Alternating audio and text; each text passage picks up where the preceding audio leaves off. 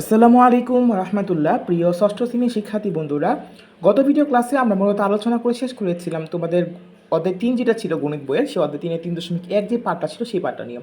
So আজকের ভিডিওতে আমরা 3.2 যে পার্টটা রয়েছে ঋণাত্মক সংখ্যা লিখন পদ্ধতি, এটা নিয়ে আমরা আলোচনা করবো। সো বন্ধুরা, চলো বেশি কথা না বাড়িয়ে আমরা আমাদের বিলম্ব আলোচনা শুরু করে দিই। তবে ভিডিওটি শুরু করার আগে তোমাদের কাছে একটা ছোট্ট রিকোয়েস্ট থাকবে যে আমাদের চ্যানেলের কোনো ভিডিও তোমার কাছে কোনো রকমের হেল্পফুল মনে হয় তাহলে অবশ্যই আমাদের চ্যানেলটিকে সাবস্ক্রাইব করে দিবে। সো চলো এবার আমরা আমাদের মূল আলোচনা একটু সামনে এগিয়ে নিয়ে যাই।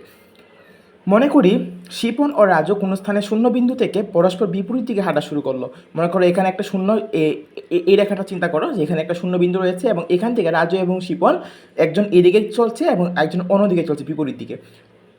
শূন্যবিন্দু ডান দিকে ধাপকে প্লাস চিহ্ন এবং বাম দিকে ধাপকে আমরা মাইনাস চিহ্ন দ্বারা সূচিত করা হলো। শিপন যদি ডান দিকে 5টি ধাপ অতিক্রম করে তাহলে তার অবস্থানকে +5 দ্বারা, এবং রাজু যদি বাম দিকে 4টি ধাপ অতিক্রম করে তাহলে তার অবস্থানকে আমরা বলতে পারি -4 দ্বারা চিহ্নিত করি, তাই না?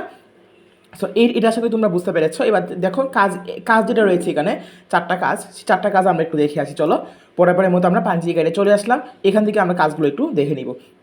সো পাঠ্যবই পৃষ্ঠা 60, এই কাজটাই মেবি আমি একটু মেক শিওর করে নিই। হ্যাঁ, এই কাজটাই হবে।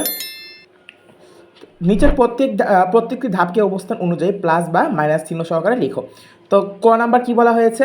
শূন্য বিন্দুর বাম দিকে 4টি ধাপ, শূন্য বিন্দুর বাম দিকে 4টি ধাপ। এই দেখো এখানে তোমরা রেখাটা দেখতে পাচ্ছ, শূন্য, এখানে -1, -2, -3, -4, মানে বাম দিকে বলা হয়েছে, আমাদের অবশ্যই মাইনাস লিখতে হবে।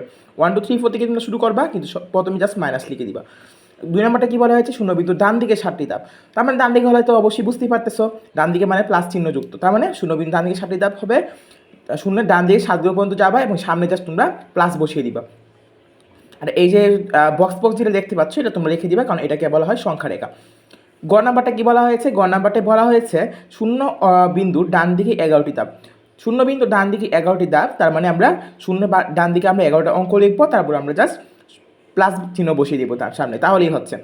গ নাম্বারটা কী বলা হয়েছে? শূন্য বিন্দুর বাম দিকে 6টি ধাপ। শূন্য বিন্দুর বাম দিকে 6টি ধাপ হবে শূন্যের বামে, অর্থাৎ সংখ্যাগুলো বিয়োগ চিহ্ন যুক্ত ঋণাত্মক সংখ্যা হবে। তো বাম দিকে হলে তো অবশ্যই বুঝতেই পারতেছো, সামনে মাইনাস চিহ্ন আসবে। 1 2 3 4 5 6 লিখলাম এবং সামনে আমরা মাইনাস বসিয়ে দিলাম। সো এই কোশ্চেনের উত্তরটা আশা করি তোমরা বুঝতে পেরেছো। সো এই ছিল আজকের ভিডিও, দেখা হবে নেক্সট ভিডিওতে। ততক্ষণ সবাই ভালো থাকবা, সুস্থ থাকবা, আল্লাহ হাফেজ।